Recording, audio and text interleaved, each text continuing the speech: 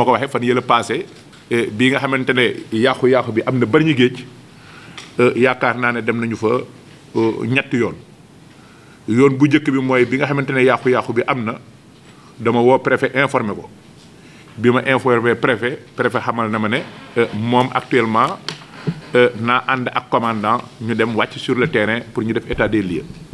bi ma ko waxee it ma dal di ànd ak commandant ak service technique ñu wàcc sur les lieux sa ëllëg sa le préfet envoyé son adjoint préfet Mamadou Samb tam aussi ñëw ànd ak ñun ñu wàcc waat aussi sur les lieux mais nag mu ànd ci ak ñi nga xamante ne mooy service action sociale ñu procéder au recensement des impactés donc ñu ànd ak les chefs de quartier ànd ci ak les présidents de conseil de quartier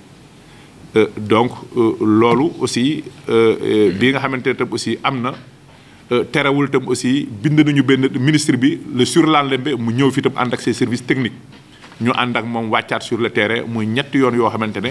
wàcce naa ko sur le terrain bu njëkk bi man ak commissaire la ba ci topp man ak préfet ak les services techniques du département ba sa topp mag ministre bi ak les services techniques bi ñu jógee si loolu it ñu ne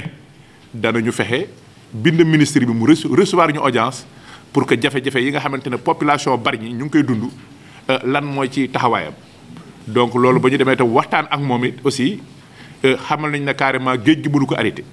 mais li mu man mooy lépp loo xamante ne mën na fexe ba mu wàññi dégâts yi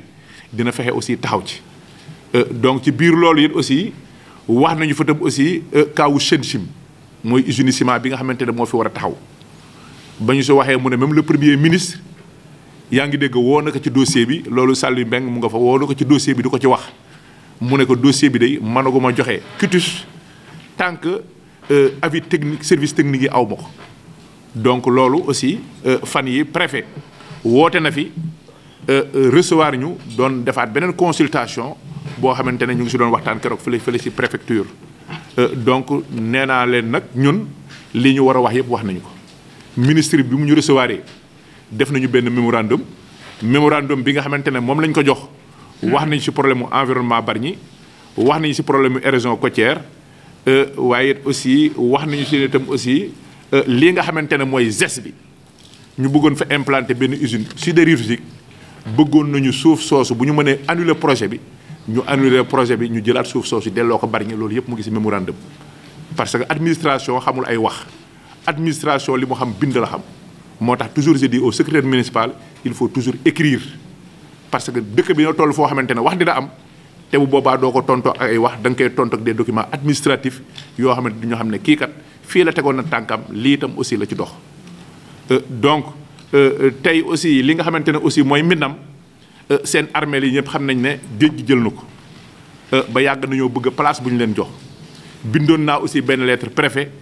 pour que ñu xool nañ leen leen joxe benn espace pour que ñu mën a yéegal seen armée li ci kaw. donc lettre boobu préfet tontu na ma joxe na accordam mais nag aussi il faut mu ñëw jaar délibération donc fan yi bu fekkee dañu fi am ay dossiers dinañu xool nan la ñuy waxtaanee ci mbiru foncier bi xool tam aussi délibération boobu tam aussi nan la ñu koy jàllalee pour que aussi waa Minam ñu mën leen a jox foofu ay armeel parce que dafa nekk doléance boo xamante ne doléance bu yàgg la. association des menuisiers yi itam aussi amoon nañu fi place boo xamante ne maire bu njëkkee moo leen ko joxoon ñu def ko maison des bois loolu itam aussi dañ ko jëloon si ñoom ma négocier ak ñoom mais nañ ma ko jox ñu def ko poste de santé ñu jël ko jox ko arab yi def ko poste de santé ñu désaffecté ko affecté que les populations. donc boobu ba léegi itam la nga xamante ne moom lañ leen jëloon ñoom it ñu ngi xool xaar nan la ñuy def itam aussi ba jox leen beneen place boo xamante ne danañu fa mën a def seen li nga xamante ne mooy mbiru atelier menuisier yooyu. maintenant itam aussi seen accès ak ngaje ak fële dafa xaw a jafe chef de quartier interpellé na ma si boona mi nga xamante ne aussi moo fa nekk interpellé na ma si ba ma saisiroon le commandant du camp militaire. mais ba ma wax ak le commandant du camp militaire nee na ma liggéey bi du liggéey bu ndaw il va falloir informer le général comprendre il faut nga bind état major comme ça boo bindoo état major ñu jéem a xool lan la ñu mën a jàppale dans le cadre de l'armée nation ñu xool lu ñu mën a jàppale. donc bind naa aussi général bi yàlla def na moom tontu na ma xamal na ma ne demande bii nga ma ñaanoon pour ma jàppale la pour defar yoonu Minam bi nangul naa la ko mais nag comme que nangul naa la ko. rapprochez-vous auprès du colonel Biaye qui est au camp avec tes services techniques ngeen jéem a xool nan ngeen di def pour pour que liggéey boobu armée ànd si ak yéen pour ñu defal leen yoon boobu. donc loolu on a la lettre aussi jot nañu ko démb rek maa ngi siy wax ak Ali Dé mais nag bu ñu duggee si semaine bi jéemal contacter le colonel du camp militaire ngeen xool yoonu Minam woowu aussi nan la ñuy def tam aussi ba defar ko. bon xam naa su ma paree tam sur le plan information aussi Babacar Seck dina ñëw si projet Yem San Guerre gi si terrain bi dina ñëw tam aussi si programme bi nga xamante ne moom la demoon aussi ci COP 29. parce que ñun ministre bi ba ñu toogee dañ ko ne woon ne COP boobu kat comme que mbiru érosion côtière sonal na Bargny dañu bëggoon nga defal ñu lettre d'accréditation au moins que waa Bargny am ñu leen fa teewal ñu mën a défendre li nga xamante ne mooy problème mu Bargny géej yàlla def aussi loolu ba ñu ko ñaanee aussi bon def nañu seen délégation dem nañu te boolewuñu si Bargny donc et que c'est la première fois ñuy demander ministre bi yooyu bu amee ñu siy boole Bargny parce que li ñu dund si érosion côtière amul kenn ku ko siy dund. finalement à la dernière minute Babacar Seck a été pris en charge par l'ONG Oxfam moo ko mujjee jël en charge jëndal ko billet loger ko hôtel jox ko ay frais pour mu mën a dem teewal fa Bargny ba muy dem tam c'est la communication defar nañu benn vidéo de présentation wane Bargny li muy dund à travers à travers les régions côtières pour bu demee mu exposer ko au niveau des bailleurs ñu jéem a xool bu fekkente ne si li nga xamante ne mooy ay fonds verts nan la si Bargny mën a capter dara pour que problème mu érosion côtière bi vraiment ñu mën ko régler. donc loolu tam aussi vraiment ñu ngi ko si félicité parce que animé na fa benn panel xam naa yooyu yëpp aussi dina si ñëw si li nga xamante ne moom mooy ay kàddoom. waaw Cour des comptes nag comme ni ñu ko waxee ñëwoon na fi fan yi du 2 au 6 donc contrôle bi mu doon def c'était la gestion 2019 2020 2021 2022 donc ñëw na fi déglu na ñi nga xamante ne ñoom la war a déglu. ancienne équipe bi tam aussi déglu na leen sauf que maire bi man déglu nañ ma fii mais maire bi dafa amoon ngànt ba jotuñu ko déglu mu ne woon ne nañ ko may fan yi bu féexee dina ñëw fekk leen Cour des comptes ñoom ñu dégloo ko foofu. donc lu jëm si problème mu PROVEC bi aussi wax nañu si jafe-jafe yi nga xamante ne moom la ñu si am ma xamal leen ne lii dafa nekk projet boo xamante ne dafa bari coow li ci nekk mooy. centrale bi dañuy wax ne ba muy joxe xaalis bi c'était pour dédommager ñi nga xamante ne ñoo fa amoon ay suuf et non pas pour ñu def fa ay logement te logement yooyu aussi bu paree itam dina am coow parce que coow lii li ci war a ne mooy nan nga koy joxee ak koo koy jox ak boo koy joxee noo koy joxe donc loolu c'est un dossier boo xamante ne wax fa dëgg yàlla neexut a gérer te am na si 1443 propriétaires terriens yoo xamante ne 1433 propriétaires terriens yoo xamante ne ñu ngi foofu yoo xamante ne aussi dañu am benn pôle d'avocat saisir nañu leen pour que seeni suuf yooyu nga xamante ne moom la ñu jël ñu delloo leen ko. donc loolu muy dossier boo xamante ne c'est un dossier très compliqué boo xamante ne man xalaatoo mukk sax di si jéem a sori mbaa di si jéem a wax parce que c'est un dossier boo xamante ne wax fa dëgg yàlla mënuma ko gérer. waaw donc loolu xam naa tam aussi ñoom danañu ko xool ba xam lan la ñu si war a def démb tam aussi dama bokkoon si invité d'honneur yi nga xamante ne dañu doon organiser. journée du développement local par l'agence de développement local donc man j'étais invité d'honneur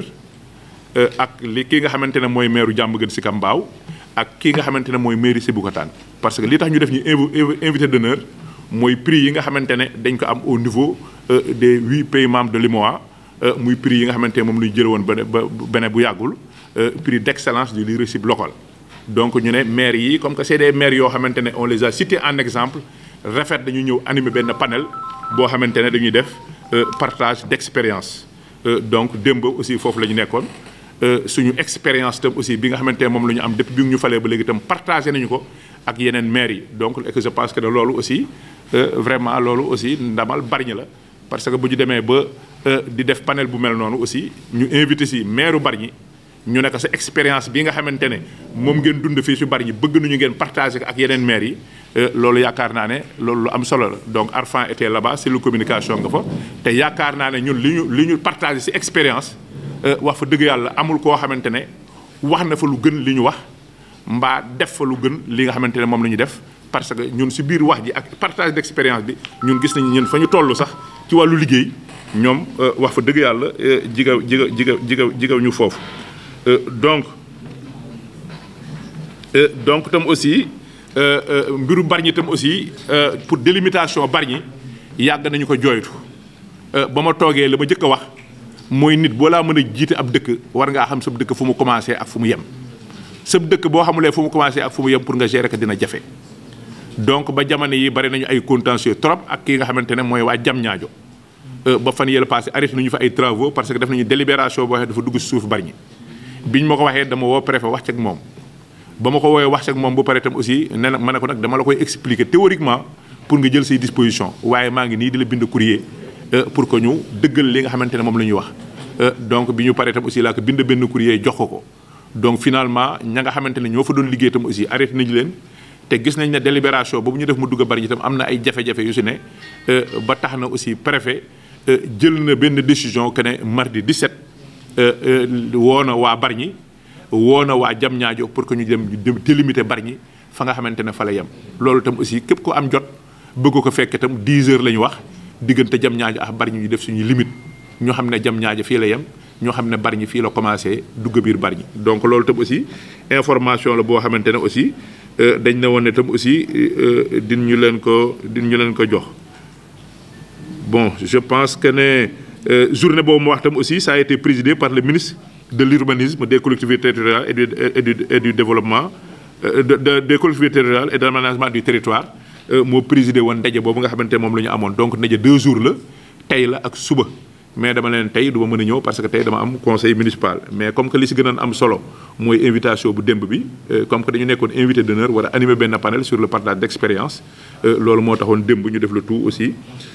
vraiment ba fekk ko donc je pense que daal si complément d'information loolu daal laa amoon lu ma ciy wax mais li ci gën a ëpp solo mooy délimitation diggante Bargny ak Diamniadio donc le 17 lañ fa war a daje pour ñu xool loolu fan la Bargny commencé fan la yem loolu di ñu si wax li nga xamante ne mooy le 17 donc wax naa les services techniques jël les dispositions nécessaires le bureau foncier jël les dispositions nécessaires comme ça ñu préparer le document technique comme ça bu ñu demee fépp fu ñu bëgg a yemloo foo xamante ne kayit gi wax ko ñu mën ko contester wax ne fii parce que bu ñu xisee ba def ko bu pare amul dellu ginnaaw la ñu wax rek loolu la ñuy téye donc loolu laa amoon la ma ciy wax léegi Babacar Seck concernant sa voyage COP 29 bi boo ñu si mënee wax dara ak projet CITERAP bi tam aussi fi nga xamante ne fa ngeen ci toll aussi ngeen wax ko à part ça képp koo xamante ne am na information boo xamante ne bëgg na ko joxe tam aussi mu joxe information léegi bu ñu paree tam aussi point yi nga xamante ne moom la ñu war a waxtaan dinaa ko jox ma paate mi nga xamante ne c'est notre doyen nekk bureau finance pour que mu diriger li nga xamante ne mooy 2e point bi 3e 4e et 5e point waaw loolu daal laa amoon lu may ci wax di gërëm ñëpp di sant ñëpp Babacar vous avez la parole. Aujourd'hui bu fekkee ñun dañu am possibilité taxaw fii di wax ci COP 29 bi xamante ne participer nañ ci en grande partie aussi c'est grâce à lui parce que tout est parti de la caravane boo xamante ne dañ ko organiser woon à Bargny pour le climat c'est la caravane africaine pour le climat te caravane boobu noonu bi ñu koy organiser Oxfam ñoo koy organiser mais en collaboration avec Terra Ngalap te salut Terra Ngalap la ne mais vu le travail qu'il est en train d'abattre à Terra Ngalap on lui a fait confiance ñu ne que caravane bi Bargny lañ koy defee foofu la ñuy commencer caravane bi donc bu fekkoon ne amul benn taxawaay boo xamante ne am na ko Terra Ngalap je pense que du ñu choisir Bargny di fa lancer caravane te c'était pas une caravane nationale c'était une caravane africaine Bargny lañ ko kiiwee donc là aussi tamit on félicite le maire parce que c'est lui qui est venu présider la caravane moom moo ko présider moo ko lancé officiellement avant muy doog a dem bàyyi ñu fi donc on nous a réservé donc une belle part le maire a parlé nous aussi on a parlé et à partir de là donc on a fait benn genre plaidoyer pour permettre à Bargny de participer donc à la COP 29 donc la directrice de Oxfam bu mu ko déggee elle nous a dit que ne on a bien entendu on va essayer de voir comment on va s'organiser pour que Bargny mën a participer bon c'était un peu compliqué nag pour ne pas être trop long parce que bi ñuy def conseil municipal bi passé c'est en plein conseil municipal fi ma toog fii nii lañ ma envoyé les documents d'accréditation ñu ne ma tey ci jour conseil municipal bi da nga war a dem voyage te démb te avant conseil municipal bi je ne savais même pas ndax dama war a dem c'était trop compliqué heureusement yàlla may ma j'ai pu passer la nuit parce que visa bi c'était en ligne bi ma ko déposé mu war a génne dans les 3 heures le lendemain la génne donc yàlla may ma chance ma fanaanaat suma kër mais sinon samedi boobu noonu laa doon dem donc après les élections jour élection bi ay 4 heures du matin laa dem aéroport. Ensuite je suis arrivé 2 jours après parce que c'était trop éloigné mais sant yàlla rek mais bu ñu yeggee COP ba nag dañu yegsee rek il y a la caravane africaine qui nous a saisi bi mu saisiree mu ne Bargny doit faire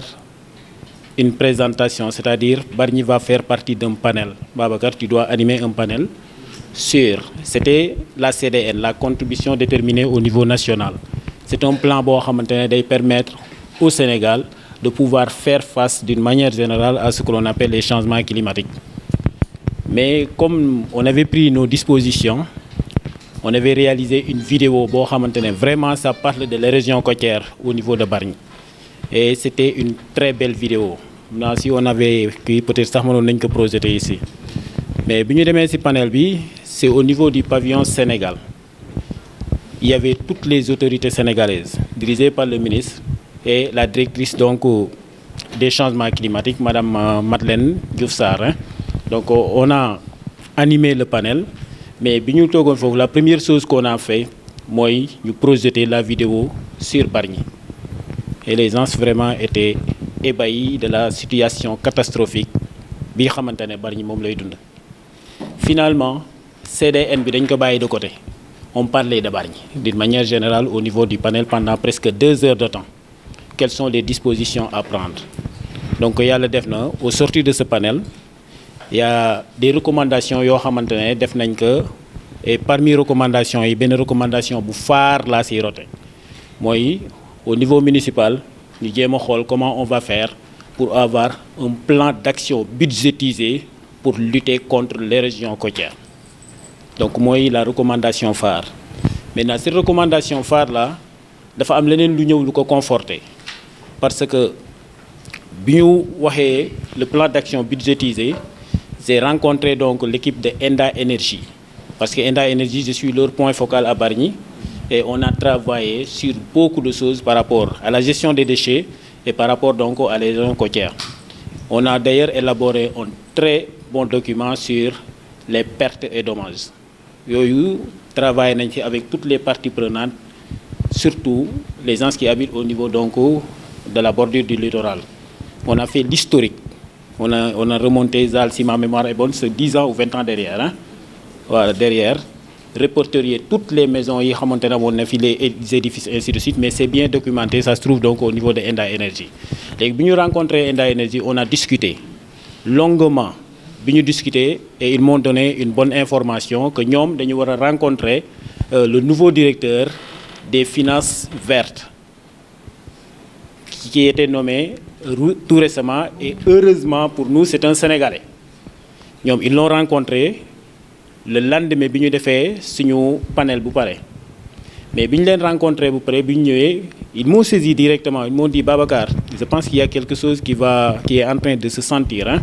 On a rencontré le directeur, ils ont discuté et le directeur leur a dit que les fonds verts ont décidé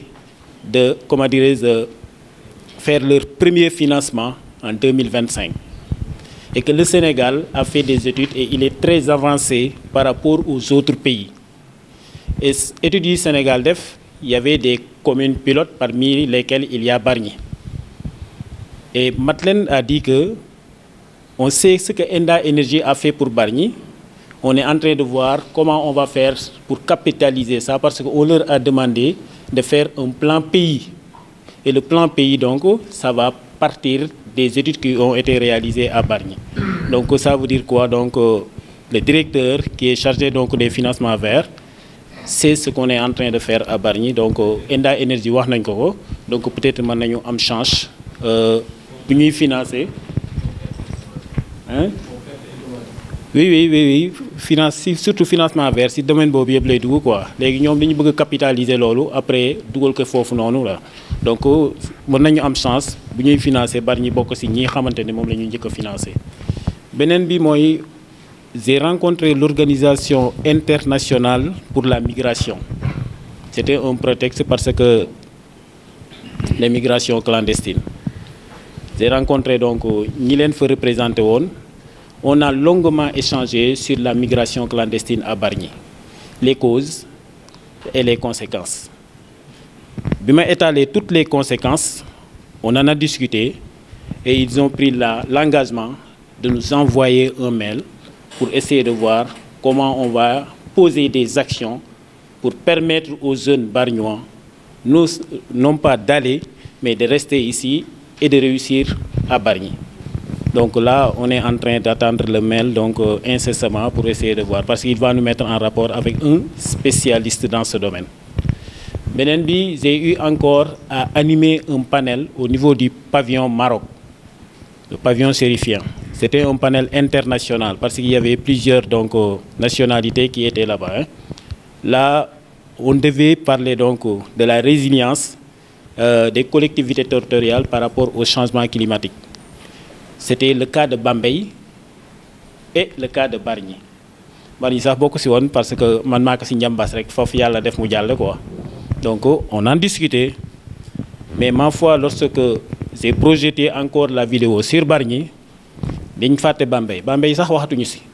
Toutes les questions qu'on a posées, c'était sur Bargny. On n'a posé aucune question sur Bambey. Parce que Bargny c'est un cas d'école. Ñëpp xam nañu li Bargny di dund. Donc il y a plusieurs recommandations qui ont été données et on les a capitalisées. Inch'Allah, donc le rapport sera livré le plus rapidement possible. Donc d'une manière générale, COP bi ñu fay dem c'était très compliqué sincèrement. Te yàlla xam ne bi ma ñëwee tëdd naa une semaine feebar.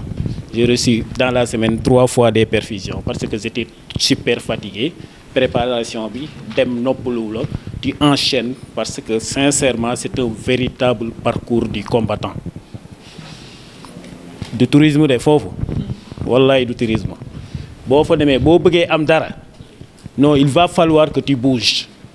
kenn du la mettre en rapport avec qui que ce soit yow yaa koy seeti ji il va falloir que tu bouges c'était pas du tout facile sincèrement donc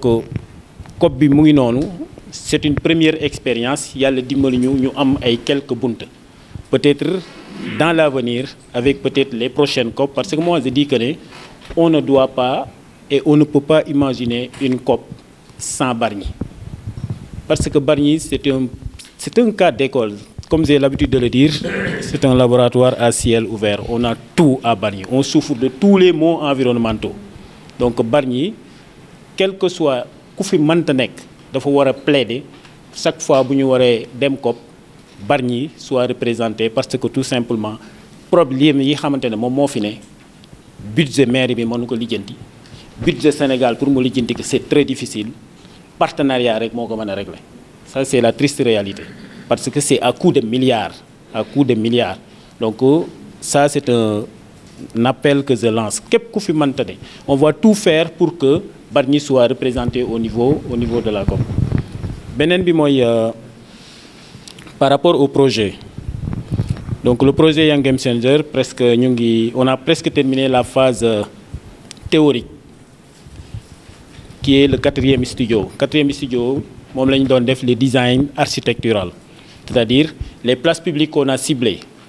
on a fait le design architectural léegi on est en train d'attendre les plans architecturaux mais bi ñuy def plans architecturaux yi bon on avait ciblé quelques gens yoo xamante ni invité woon nañ leen ñu ñëw ñu invité woon nag c'est pas n'importe qui c'est des gens qui s'y connaissent ñoo xamante ne xam nañu lu ñuy def il y avait des ingénieurs en génie civil il y avait des architectures il y avait des techniciens supérieurs des architectes il y avait des techniciens supérieurs en génie civil ainsi de suite ñun on était là rek je pense que xali bokkoon nga si voilà ñun on était là en train de donner notre information par rapport à l'avancement du projet mais loolu ñoom ñoo ko def parce que li ñu naan ku la naan naam dafay fekk nga nekk fu pare ñun li ñu mën mooy organiser mais bu dara desul nag lu dul les aspects techniques ce sont les gens qui vont organiser ce sont les gens yi nga xamante ne ñoom ñoo fi ne ñoom ñoo koy def donc foofu on a invité une vingtaine yoo xamante ne ce sont des agents techniques ñoo xamante ne ils sont calés dans leur métier ñoom ñoo nekkoon di travailler avec benn studio benn kii comment dirais-je cabinet international boo xamante ne c'est commis malheureusement nag tous les cabinets c'est commis par ONU Habitat toujours extérieur la ñuy jógee bu ñu ñëwee ñu boole leen ak population bi ñu travailler avec ñoom tirer de ça ensuite ils vont partir. Maintenant ils sont en train donc de finaliser les plans architecturaux. Maintenant il nous reste tout simplement la 5e phase qui est la phase finale et la phase finale c'est la phase de construction des espaces publics.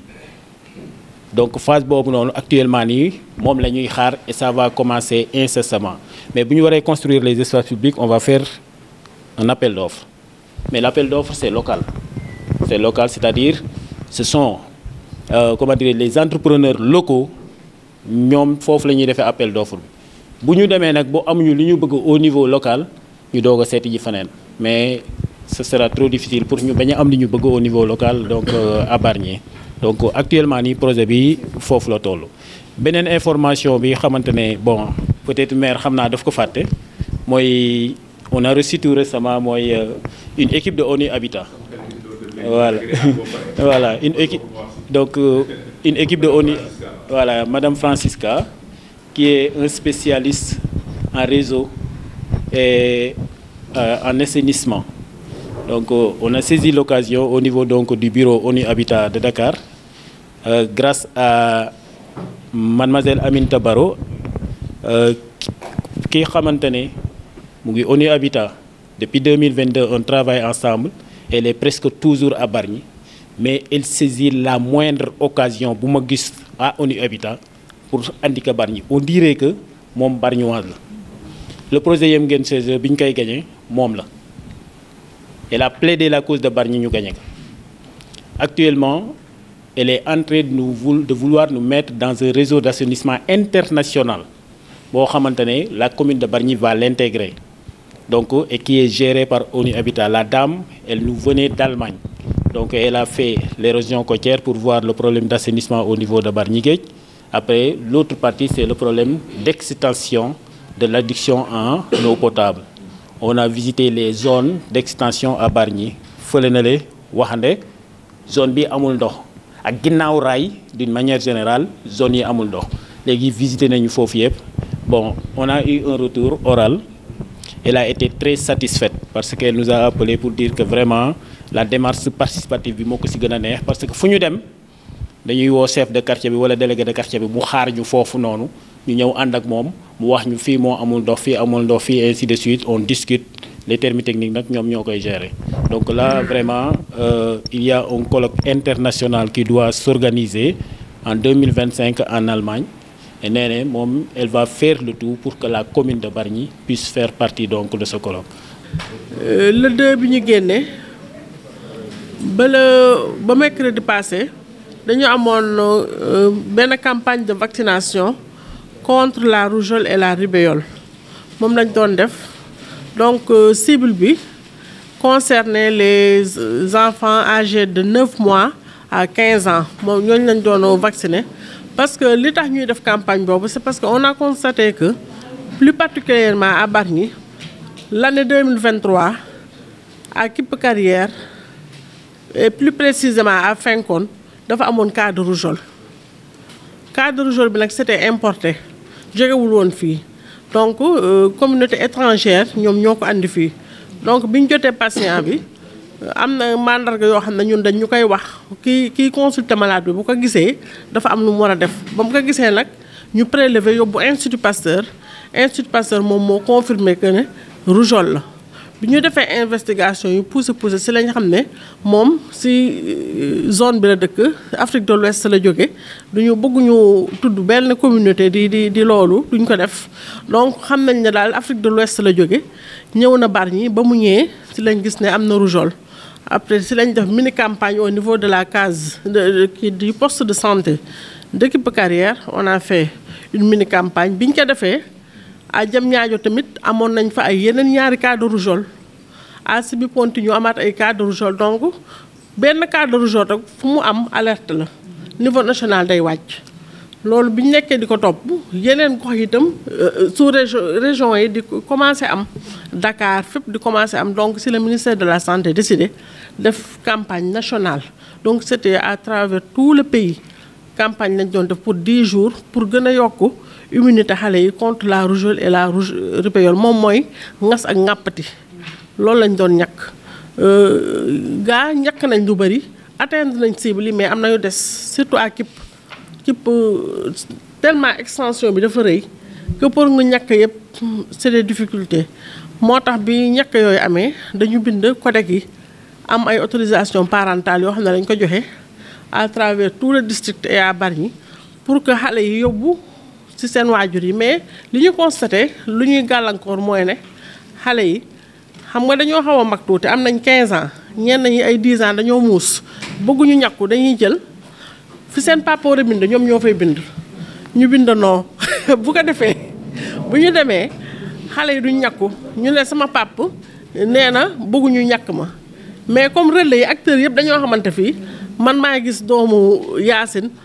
mu ne sama yaay nee na du ma ñàkku ma woo Yacine mu ne yëguma ko donc loolu ñun moo ñu sa xaw a génnee tuuti donc prochainement dinañ ko gën a lancer ngeen gën a xam parce que au mois de janvier incha allah war nañ def tam beneen campagne contre les MTN les maladies négligeables non transmissibles ci lañ war a dem les MTN parce que saan li mu mën a causer dafa bari saan dañ koy xeeb te nit de parasitage dafa am période boo xam ne moom nit ki daf ko war a def systématiquement parce que saan dina dem ba ñu opérer nit dem ba rey nit saan fatt sa nooyeekaay laxasoo sa butit yi yëpp nga dee saan day def loolu donc nit ñi xamuñu ko donc sensibilisation boobu dinañ ko gën a def incha allah au mois de janvier si tout se passe bien beneen campagne war na am contre ces maladies yi nga xam ne c'est parasitaire ay saan ñoom ñoo koy joxe pour ñu gën a aar askan bi. pour mën a soumettre aussi si yeneen projet yoo xam ne day concerner décentralisation yi ces mots yooyu aussi parce que 5 sur 8 la budget bi daf ci bokk ñun dañ koy voter à temps PTI ak PIA bi aussi dañ koy voter à temps ñett yooyu xam naa ne dañ koy voter à temps donc mu bëggoon aussi ñu xam yan ñoo tardé ba ñun mënuñu satisfaire les 8 bu fekkoon ne sax dafa am ñoo xam ne nekkuñu à 8 sur 8 du poser problème mais 40 communes au niveau de Dakar dañu satisfaire loolu te ñun Bargny on a des problèmes par rapport à ça donc loolu day jàpp ne kon glissement bi dañ koy def muy glisser rek mais ñun aussi duñu am réflexe di ko xool quoi donc loolu c'est un problème pour man ba bëggoon aussi ñu expliquer ma par rapport à ça ma yem foofu ba ñu dugg ci yeneen kii yi. On dit qu'on projette ça en 2027. Rien ne nous empêche jël 10 millions yi bu ma ñu glisser dagg ko en 3 bi ñëw ko 2025 2026 2027 mais il faut être réaliste budget yi léegi te mu nekk dafa am sincérité parce que kenn waxul nga def loo xam ne yow wóor na leen mën na ko def donc sincérité boobu c'est un principe boo xam ne depuis 2 ans dañu budget yëpp nañu ko def par rapport à hydrocureur bi le marché est lancé et le gars a été choisi réglé nañ ko le marché a été choisi der waa ji sax fi mu ne nii on est dans la procédure pour que mën ko livrer ñu fay ko kooku tamit dañ ko def dans le but de concurrencer ñooñu fu ñuy fay 35 000 ñu mën nañu fay 10 000 avec un chauffeur et du carburant maintenant problème bi nga mujjee wax nag koo xam naa dama jox Ali parce que man loolu maa ngi koy door a dégg tey sur les 5 sur 8 conditions Ali vous avez la parole. On a constaté que Bargny a satisfait à toutes les CMO comme ni mu ñu dalee ren quoi donc depuis 2019 Bargny manqué wul benn CMO te li andi woon loolu sax ñoom dañu gisul woon documents yi ñu andi ñetti documents yi wax noonu mais ñoom bi ñu déplacé woo ñëw fii ñu génne leen que avec les décharges ils ont constaté que Bargny a satisfait à toutes les CMO donc loolu c'était le document relatif aux résultats provisoires de 2024 mais dans le document définitif Bargny est éligible moo waral 2024 am nañu 2025 aussi alhamdulilah Bargny jàllaat na ko. donc gis nañ ne aussi y a beaucoup de volets yoo xamante ni que ça soit l'éducation le sport la santé le cadre de vie aussi jël nañ ko en compte si projet yi nga xam te moom lañ ñu proposé donc seulement ñun ay recommandations la ñuy def parce que si cadre emploi parce que sans Abdourahmane def ko évoqué léegi bi ñuy def y a certains documents de planification de la commune de Bargny yoo xamante ne boo fa demee y a certaines priorités qui ont été élaborées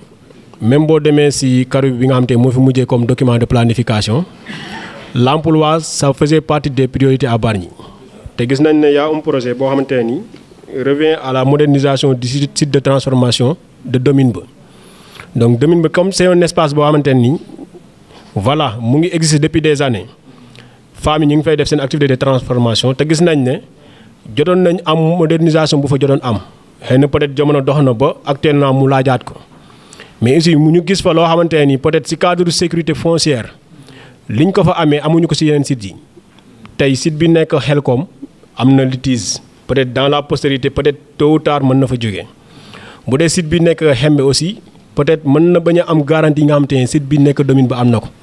donc pourquoi pas au niveau de ce site ñu am fa benn projet boo xamante ni dañ fay def benn unité de production parce que ci cadre emploi bu fekkente ne femmes yi dañoo nekk site bi di liggéey te alors que seen travail ci transformation halieutique kese lañ ko accentuer ci lañ ko yaakaare bu produit amul seen liggéey day sooxandi te alors que ci ñoom bëri na ci ñoo xamante ni defal nañ leen ay formation sur beaucoup d'activités yoo xamante ne mën nañ leen permettre ñu am ay revenus donc pourquoi pas ñu def ci biir site bi benn unité de production boo xamante ni mën nañ fa def activité de transformation céréalière agroalimentaire toutes ces activités mën nañ ko def comme ça dina participer à ce que ñoom aussi seen activité de revenu du taxaw donc pourquoi pas ce projet ñu ngi fa prévoir 150 millions ñu gën ko yokk defaale fa benn unité de production boo xamante ne famille nañ gën a pérenniser seen activité foofu noonu. La fois dernière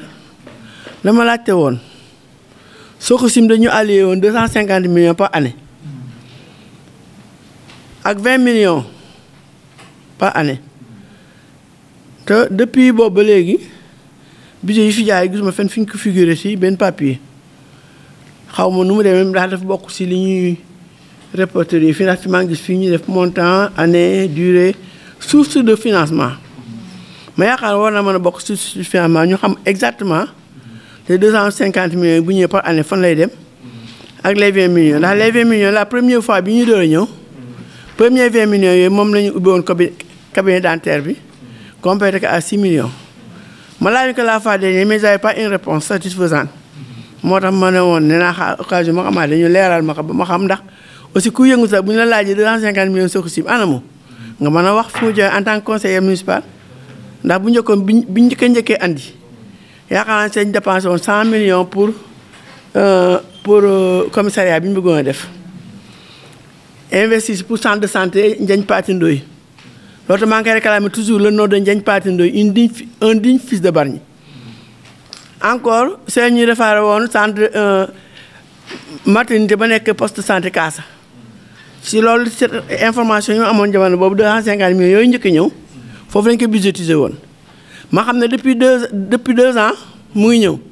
te amu si benn information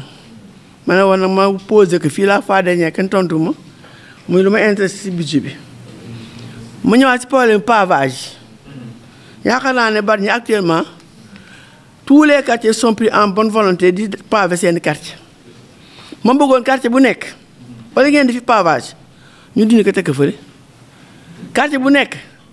bu ñuy pavé monsieur le maire comme ni nga dimbalee yeneen quartier yi ñu pavé nga jàppale ñoom tam ñu dimbali comme noonu ndax quartier boo nekk ay nit dafa dëkk ak ay bonne volonté taalal seen loxo ñu mën leen jàppale leen boo demee ngudd man ngudd laa gën a apprécier foo jaar dañ ko pavé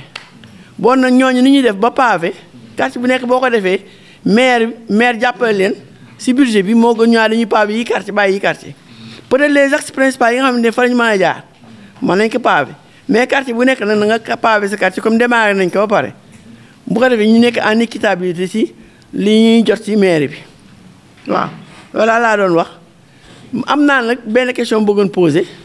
pont bi ñuy jaaree oto yi jaar di wàccee di dem gannaaw raay am na ay yalwaankat di fay toog te jamono bi neexul dañuy laxas suñu yor ay kurus li biir day naa dañuy yalwaan te bu guddee fajar gi dañ fi agressé am na jour boo xamante ne kooku dafa xëy fajar di liggéey mu ñëw ba foofu nit ki taxaw ni ku yalwaan rek agressé ànd ak moom si suuf muy yuux oto mburu bi ak benn camion ñoo ko dégg muy yuux rek ñu wàcce ñëw waa ji gis leen nag oto mburu bi droite di ñëw mu bàyyi nit ki mu dem bon nag yooyu pont bi dafa xat nga toog fa da ngay yalwaan ay nit ñoo xamante ne sont bizarres loolu lañ bëgg ñu wax ci. Dans le cadre du protocole qu'on a signé avec la centrale, le protocole a été révisé de manière à permettre à la centrale d'augmenter ses ressources, sa participation, pour prendre en compte la reconversion de ces dames-là. Ils ont dit dans le protocole qu'ils vont augmenter encore 100 millions, plus les 30 millions qui venaient de Helcom rek waaw. Maintenant non, nous dañu wax ni sax loolu bu ñu ko defee du ko bàyyi waa Helcom rek dañ attendre à tout le monde. C'est pour la reconversion parce que on se sent parce que ba léegi même dans le cadre du PNUD xaalis ñu leen joxoon mais mënuñ ko utiliser xaalis baa ngi fii il y a plus de poissons et même on devait même voir PNUD pour ñu xoolaat protocole bi pour au moins prendre une partie te dans le cadre de reconversion comme li nga wax transformation de produits de produits ak yeneen activités yoo xam ne femmes yi bëgg nañu ko def waaw donc on a pris ça en compte mais kii ça n'a rien à voir ak ça waaw kii moom ça n'a rien à voir ak ça moo tax comme c'est dans l'investissement xam nga investissement aussi mënu si def yow l'investissement c'est un problème de réalisation waaw mais dans la reconversion bon bien sûr unité de production waaw unité de production moo tax ma ne la dans ce financement là c'est possible bu ñuy santaay bi nar a jox fi ñu définir après ak ñoom qu'est-ce qu'il faut faire xaalis boobu unité de production mën nañu def ay unité de production moom la ñu prévoir protocole bi nag on l'a validé c'est pas encore signé mais ça va être en cours bientôt hein après de 2025 bon pour Ndeye Waré 250 millions yi ñu ngi ci budget bi 250 millions Sococim bi chaque année mu ngi ñëw boo xoolee mooy seule valeur locative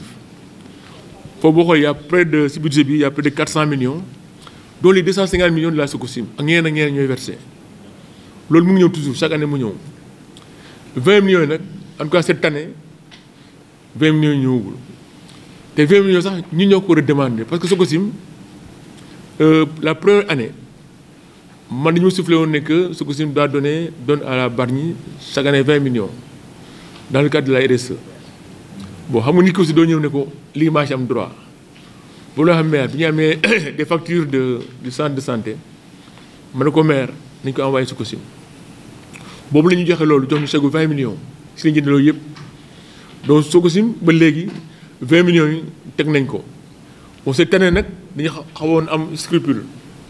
am ku ñu financé la pour un truc de centre de santé de 90 millions nga dellu di ko laaj 20 millions xam nga day xaw a waaye loolu rek kerse boobu rek moo ñu xaw a téye tuuti waaw pour pavage bi aussi mais maire dimbalu ñëpp man Ndiaye la dëkk maire n'a pas aidé sama quartier ma ne pavage bi maire xam ban quartier la dimbali waaye ñun waa Ndiayeen maire ba léegi dimbali ñu ñëwagul. non gisagu na ko gisagu na ko non waaw nunoo gisagul alors que nunoo njëkk a commencé waaw donc dina ñëw comme li nga wax tamit maire su ngeen commencé maire mën naa ma ay camions on va peut-être commander des camions de pavage mais nag ak ku commencé doo xaar ba maire jox la fa nga jor ko donc da ngay commencé ba pare ñu fekke la fa waaw donc loolu daal moo ne woon kiiwu bon pont bi nag affaire sécurité la sécurité moom il faut ñokk à la police waaw wax nañu ko à l'idée pour que yooyu ñu xool ko tamit qu'il y ait des gens qui ñuy rondé foofu parce que loolu li nga wax dëgg la parce que bari ñu léegi y a tellement d'étrangers que mais doo wóolu kenn waaw doo wóolu kenn te sorte que loolu nag dañ ci war a taxaw pour la sécurité des personnes ok. waaw léegi dama ne waaw bi ma waxee olof di ma déglu Fatou Sène bi ma waxee olof di ma déglu tam ma ne dama doon laajte ndax si module yi maanaam li ñaa jàngale si formation yi amul laa xam ne dina mën a yóbbu conseil yi maîtriser que parce que nii noo doxalee keleen saa yi ndax seen ni maku ne conseil yi am na la bay laa xam ne xamuñu ko rawatina lii jublu si wàllu suuf domaine national rawatina domaine national bi ñoom xamuñu ne domaine national bi quelquefois ndax li si li ñaa waxee la ko war a li ko gérer à la collectivité locale bi mairie bi supposons si sur le plan environnemental yi ba itam xamuñu ko ab conseiller aussi baa ko falee daa ko wax ne lii mooy sa rôle waaw nii laa li tax lii moo tax ñu teg la fi lii mais 90% fii xamuñu rôle boobu ina ñee si dimbali gindali parce que module yi ma gis fii yaatawul si foofu léegi dañ roonoo xool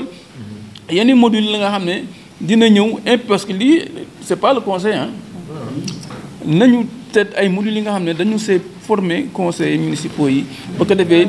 bu étoffer tuuti nu conseil nit ñi am macha allah nit ñi dañuy réfléchir bu baax mais bañ ñu former si yenn yi si la ñaa gën a am ay réflexion yenn yi nga xam ne dinañ ko jëriñoo ñun ñëpp. budget bii nii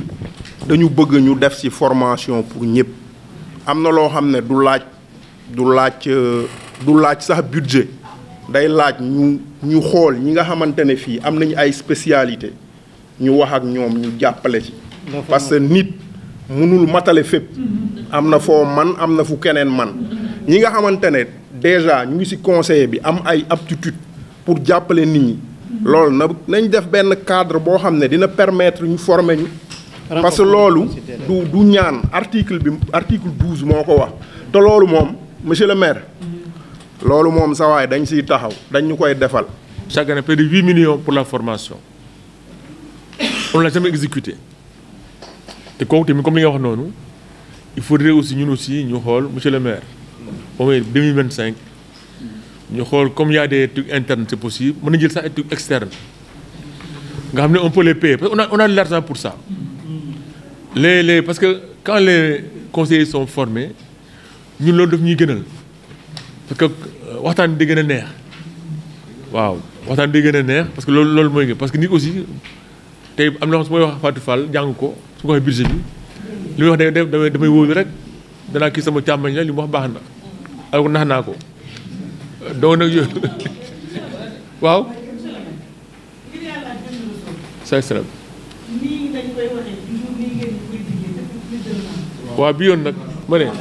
non léegi waaw léegi am na rupture ma ne waaw dugul rek waaw waaw incha allah non léegi am nga dëkk bi léegi si rupture la jëm ñun aussi ñu am rupture si ñun incha allah bon ñu continuer rupture mooy xew 2025 rupture dana commencer voilà pour Assane non waa léegi dina dugg affaire baa ngi si budget bi sax ma ne mu ngi si budget bi léegi pour la formation on se rend compte que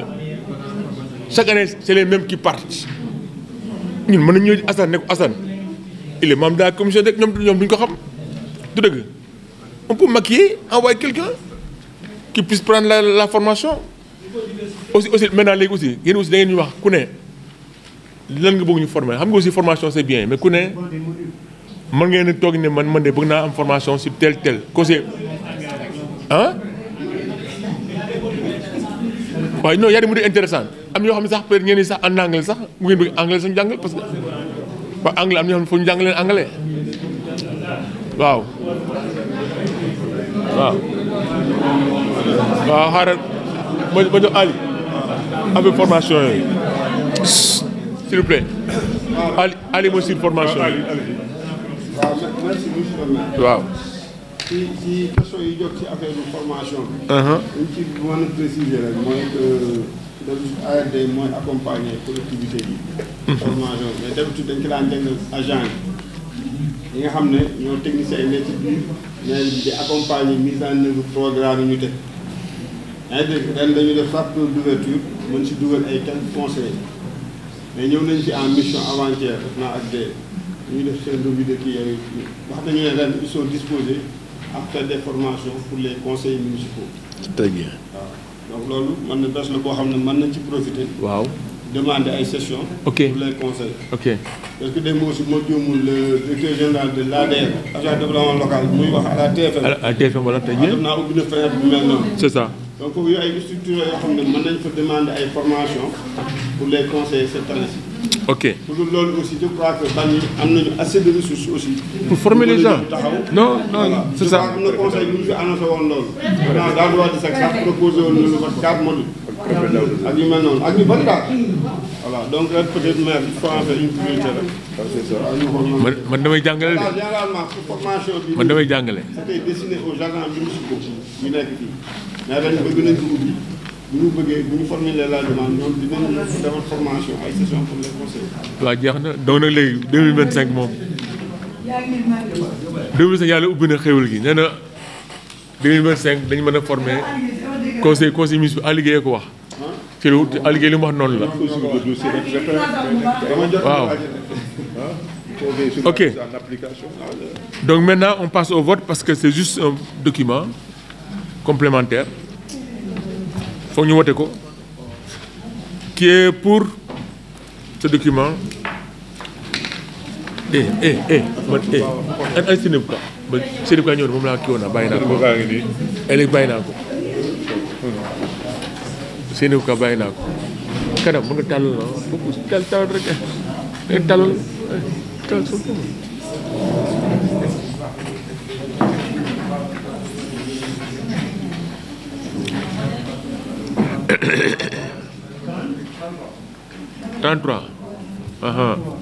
Ok.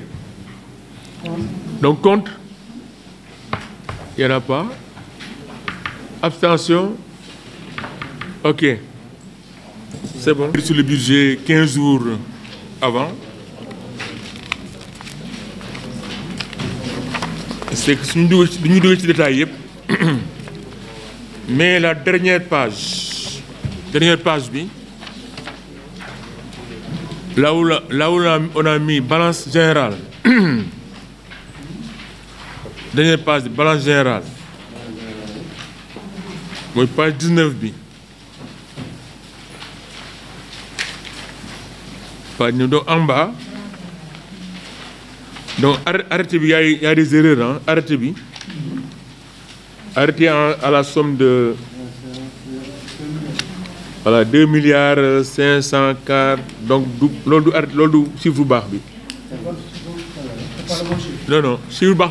juste jusqu'à les 2 milliards 295 618 227. Comme dans ce moment, il faut que ça soit quoi. Non, lui, mon bas, c'est que bi. Donc, arrêtez. Donc, en recette à la somme de. À 500. Ah oui, Le gagnant quoi? Au lieu de 500, c'est 200. Voilà. Donc c'est 2 milliards 295 618 227. Mon bar. Ouais, moi juste chiffre net correct.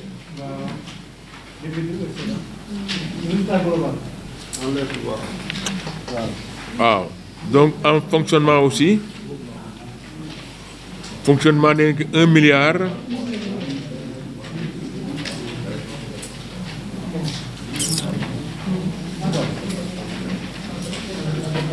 Fonctionnement. Donc 2 milliards yi baaxul 2 milliards 500 yi baaxul.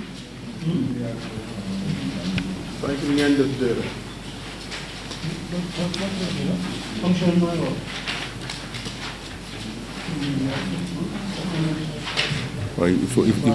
il faut ñu bindaat lépp quoi. waaw xaaral ñu bindaat lépp correctement. Donc en recette à la somme de 2 milliards 295 818 227. Bon, dans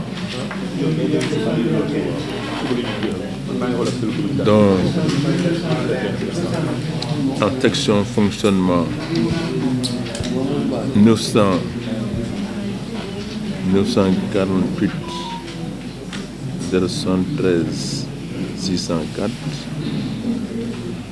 et en section investissement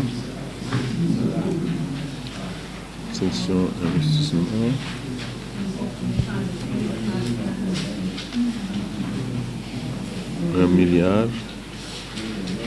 347 540 623. Ok.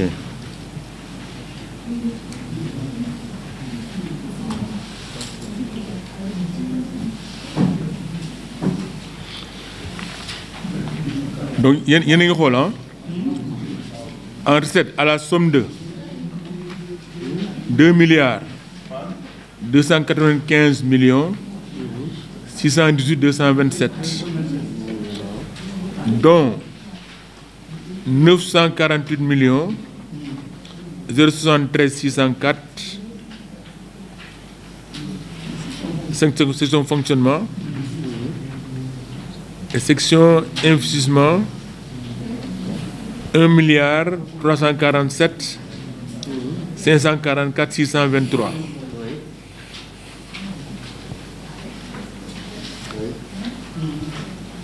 Donc ça se répète exactement en dépenses. Donc il y aura 2 milliards 295 618 227, dont 948 073 604. Ça c'est le fonctionnement. Et 1 milliard 347 544 623 en investissement.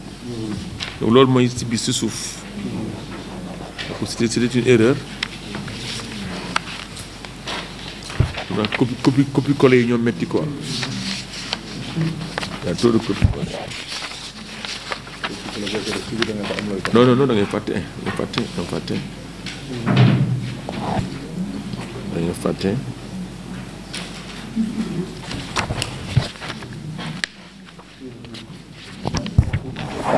Ok.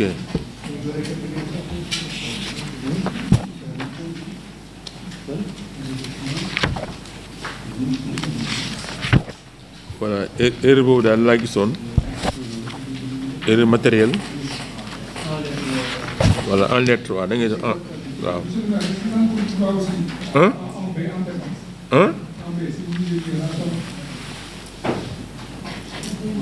En B. Ouais, c'est la même chose. En B,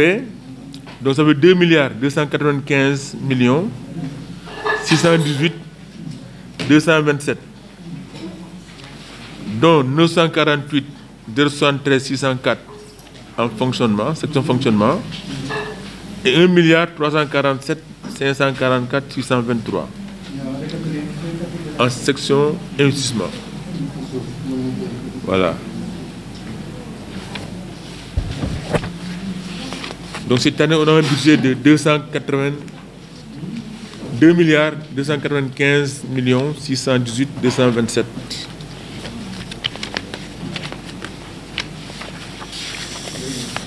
Maintenant, je ne sais pas si le détail aussi de Baradé.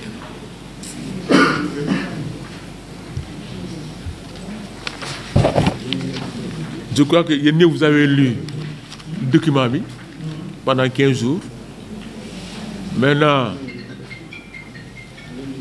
on vous donne la parole, éclaircir, pour qu'on puisse éclaircir les données. Vous allez comprendre aussi pourquoi l'IAM a glallé. Ce qui est sûr, budget aussi, c'est juste une proposition. Hein. Bon, voilà, c'est un budget de 2025 qu'on vous propose. Et le souverain a mis un amendement, de vous dire que li ñom ko fi ñu rectifier ko parce que boko ñu ko présenter ni sax moy budget aussi bokay def da ngay pour nga am une bonne moyenne da ngay jël ñetti at ngay tek 2021 2022 2023 nga xol moyenne bi nga tek parce que non lañ koy préparer waaw. Donc voilà le budget, je crois que vous avez l'habitude. Je vous donne la parole.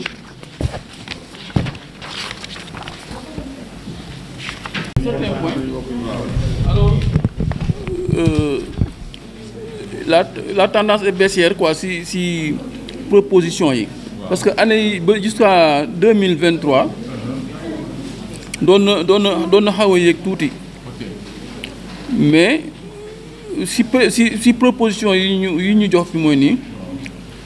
dafa xaw a wàcc quoi. C'est le cas comme si ay taxes sur les ordures ménagères, alignement, bornage, les produits sur l'exploitation de manière impôts locaux, contrairement aux impôts, les impôts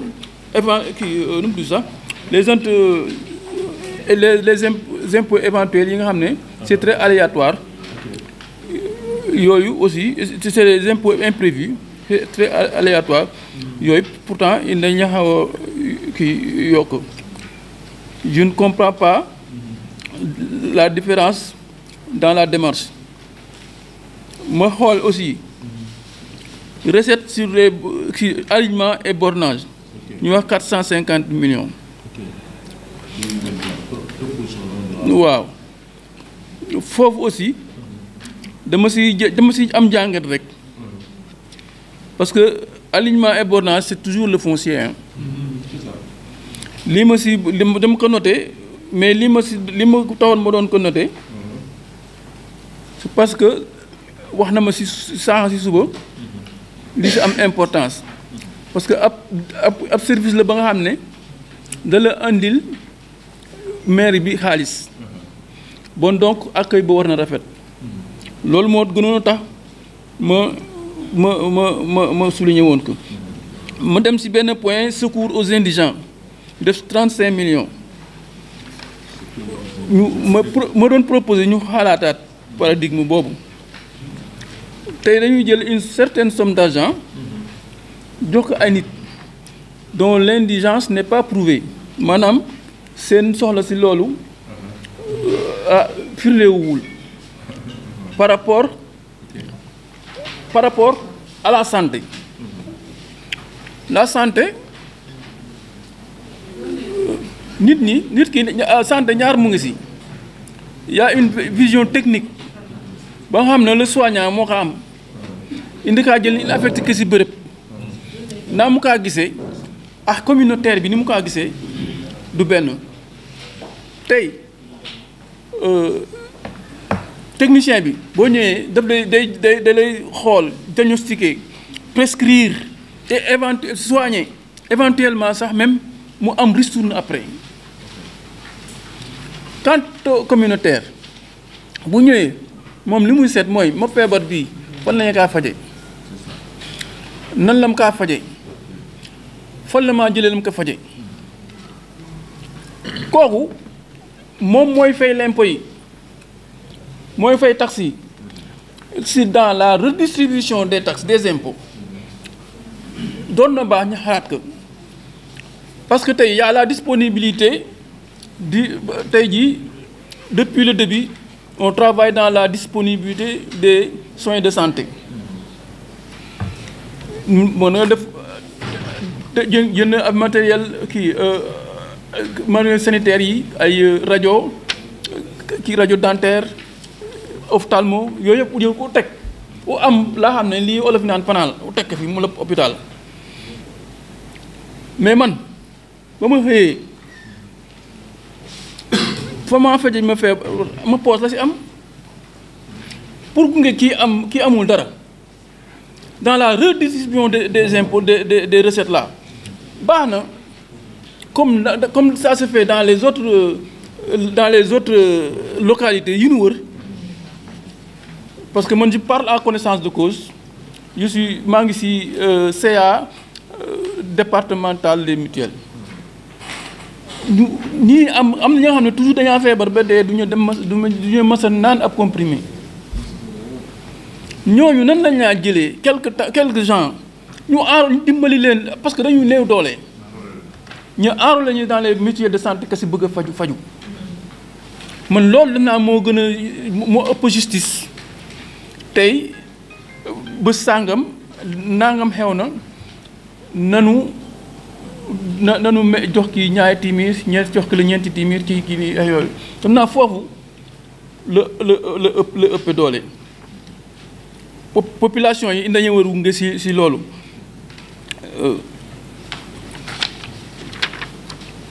na loolu moo si ëpp solo j'avais beaucoup écrit mais comme ni mu demee nii je vais sauter juste sur le PROVEC. Le PROVEC xam nga le PROVEC sax la ñu wax wala la PROVEC waaw le PROVEC waaw mais PROVEC le PROVEC que nekk xam na ne c'est une patate chaude qu'on nous a léguée si biir am na fa ma lire exactement ne la mairie dafa war a seet ay fu ñu war a dafa budgétiser la ñu war a tabal pour reloger les gens impactés par l'érosion côtière mais la mairie je ne pense pas qu'elle ait cette vocation. Je ne pense pas qu'elle ait cette vocation parce que d'autant plus que ba jëlee lii u jox ko delloo ko les autorités administratives bu bëgg a initier waat leneen c'est un peu contradictoire yooyu nañ ko xool dans la formulation de la nomenclature budgétaire man personnellement j'ose croire que fi ñu wax bind indemnité de fi ñu bind les jeunes am na fu ñu bind dans le compte 64-90 indemnités diverses je crois que ce n'est pas les indemnités des conseillers yi ba xam ne chaque conseiller ñu jox ñu kii ni ñu defee le maire indemnité nangam les adjoints indemnité nangam le conseiller ñeneen indemnité nangam loolu day moo ëpp respect si kii ah en tout cas bind na ko si waaw bind na ko si je ne peux ah. Le fait de mettre les indemnités du conseil municipal, ça ne fonctionne pas dans la nomenclature budgétaire. waaw moo tax je ne tout en respectant la formalisation de la nomenclature xam na ma ne nekku si moo tax mooy que noonu nañu ko nañ ñaan ñëpp formaliser waat ko te it ah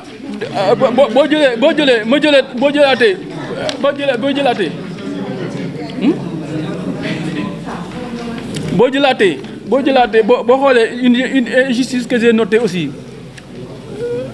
par rapport au receveur des impôts aw jël 7,8 millions pour kenn nit te loolu war a mën a pour kenn nit ay population yu bari am solo si la mel noonu mënuñu ko am c'est injuste c'est injuste loolu ab plaidoyer la ñaa def xaw ma la ñaa def mais loolu c'est pas juste waaw ngeen baal ma loolu la ma amoon la maa wax. démb rek bu ma demee ci waxtaan bi ñu amoon fële concernant les journées de développement local nee naa leen maire yi sax ñoo gën a sonn parce que un maire boo xamante ne yow maire bi sax joxuloo sa oto booy dawal yow yaay dawal sa oto bopp maire boo xamante ne boo feebaree maire bi du la faj yaay faj sa bopp maire boo xamante ne bu sa doom feebaree du ko faj yow yaay faj sa doom sa jabar bu feebaree du ko faj donc li ñu war a jubbanti dafa bari parce que tey boo demee ba nekk maire dëkk ba jël kàddu dëkk bi jox la ko ak stress bi ngay ak li ngay sonn war nañu laa mën a jëndal oto li oto de service la mais man sama oto laay dawalal sama bopp su paanee maa koy réparé sama poos su may def vidange maa koy defal sama bopp sama poos lenn rek laay def carburant lañ may jox tey man bu ma feebaree tey man maay faj sama bopp sama jabar bu feebaree maa koy faj sama doom bu feebaree maa koy faj donc li ñu war a revoir ci collectivité territoriale dafa bari parce que nit mënul am charge bu mel noonu ba pare yow maire bi gàddul la dara te da nga fi nekk di leen liggéeyal mais loolu lu ko gën a metti donc lii fi nekk te ñu war ko xoolaat wax ko dafa bari waaw ñun li ñu dund ñu naan yàlla rek ah ñun ñoo ko xam mais dans les secteurs privés boo demee sax am carrière mutuelle man actuellement sama wàkk Ridwan groupe laa leen defal laa leen mutualiser Ridwan groupe ah comprendre nga ah mais loolu c'est difficile donc bu ñuy wax ay jafe-jafe wax fa dëgg yàlla ñun suñu bopp ñoo gën a dund sax jafe-jafe bi quoi waaw. léegi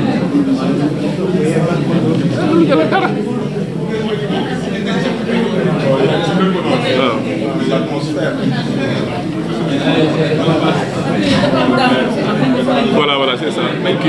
léegi ma ne léegi comme budget bi yéen xam ngeen ni mu demee xam ngeen problème yi te li gën a métti mooy budget bi mu ngi nii de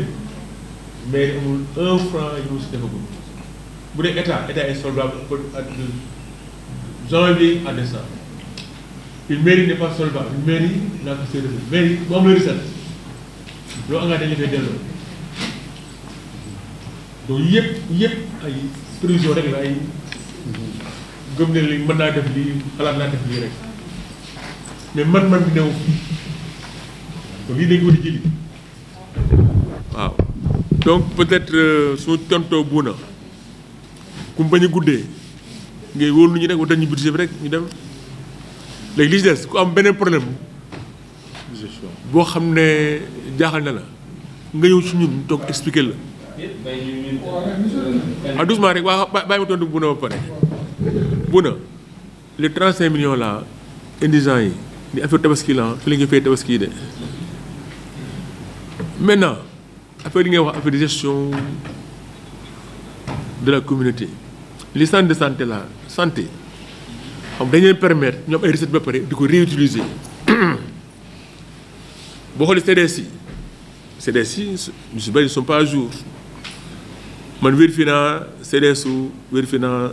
gestion centre de santé bi mais la ma fa gis c'est pas orthodoxe centre de santé boo xam ne dañ ne waaw Ndiaye Diouf dañuy fayal ndox agent yi chaque jour ndox Evian dañ ko jëndal ci xaalis bi loolu fu ñu ko teg loolu teguñu ko fenn ak leneen donc ñoom aussi centre dañu war a xool une rigueur dans la gestion xaalis bi ñu yor pour ñoom xaalis bi ñu yor dañu ko réinvestir et c'est encore si xaalis boobu sax lañ mën a xool comment par rapport à l'accès ñi fajusee affaire yi mën a cher trop su au niveau local bu dee ay principal sax ñaanam mais au niveau local war na mën a am ay une certaine discrimination kii am na mën nañ ko faj à temps mais ki xam ne amul bëgg a ñëw faju am na war nañ ko mën dimbali là aussi ñu esprit lu ñu bëgg yéen ñu yore santé bi ngeen di xalaat ci loolu mais dépense bi rek laa wax dépense bi rek te loolu doy na waar encore dépense yoo xam ne aussi gis naa ne au lieu ñu dem jëndi ay garab pharmacie nationale mu gën a mooy cher li ñu ay garab c'est officine ñu nekk fii c'est pas réglementaire wax naa que le docteur ma ne ko yow de boo newoon un agent de l'État dañuy dàq dañuy affecté Kédougou parce que lii c'est une dépense boo xam ne c'est pas réglementaire donc voilà des faits yoo xam ne au niveau de la santé aussi c'est bon ñu dañu war a góorgóorlu d'autant plus que ñun cette année vraiment ak bon façon comme ni ko gars yi waxee borom Ndiaye Diouf ngi góorgóorlu monsieur le maire mu góorgóorlu ci bëri foofu on a investi beaucoup on les même yenn courant yi sax ñoo koy fay ñu war nañu def effort parce que ñun li ñu gis foofu et dama leen waxoon sax léegi dañuy war a ñëw fii sax dañuy pareegul de dañuy ak seen facture yëpp ñu xool ko benn par benn donc li ñu gis foofu mooy la am si yeneen poste de santé yi là aussi il faudrait que bon peut-être Pipo waaw non en tout cas non doucement rek non c'est ne parlez pas de la même chose. waaw non waaw waaw man dama ni waaw je ne parle pas de CDS je parle de celui qui est dans sa maison di feebar toog si këram waaw mënul la faj waaw le contribuable bi toog si këram bi mënul la faj waaw kooku jotewul ak CDS dara kooku nan lay kaa gunge mën a faj convenablement c'est à les enrôlant dans les mutuelles de santé c'est possible kii te loolu toutes les communes là fii soo bari waaw non kooku non dëgg la moo tax ma ne la man je suis kii à la CA de kii au CA de du département waaw dama siège foofu et quand les gens rendent compte seul Bargny est resté en rade c'est ça par rapport à la chose ok foofu la ma bëgg ñu def ko ay effort. non y a pas de problème. foofu la bëgg ñu def ko ay effort ba tabaxee hôpital bii gën a kii bii gën a rafet bii def tout les nécessaires kaa amul doole ba ñëwee da moom dafa wax kii am doole laa nga defal. non non là y a pas de problème nous on peut enrôler c'est juste une volonté rek enrôlement bi waaw du war a poser problème waaw. même enrôlement ne suffit pas. xam nga quel problème. monsieur le maire de Kera nee na jël naa appareil cardiographe jël vidéo jël beneen appareil. maintenant le développement sanitaire ça ne suffit pas des structures yu benn yi déedéet. laajul ay hôpital yu gars yi high standard. man mi nekk Bargny ma feebar Bargny case de santé bi nekk Bargny ma mën ko dem ak sama sang faa faj. loolu mooy développement sanitaire. c'est ça mais ma dem feebar Bargny tëdd sama kër xam na su ma demee Ndiaye bi moom dañ une facture de 35000 mënu ma fay 35000 yi parce que aw ma ko je préfère mu tëdd sama kër dem ba sama garabu olof naan lu ma yàlla may ma. gis nga la santé. La santé, c'est un problème national. National, merci. Merci. Santé, c'est un problème national. Parce que nous avons un président qui est barré. Nous avons un hôpital frais, bon, pour opérer, il faut 2 millions. Pas que Djilé.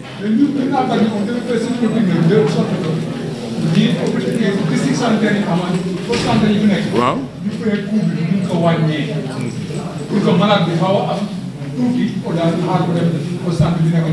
Wow. Ok. Sen. Wow. Wow. Wow. Ok. Ok. Yes. Yes. That's all. 34. Ceux qui sont contre, 35. Ceux qui sont contre, abstention. Ok, donc je le dis.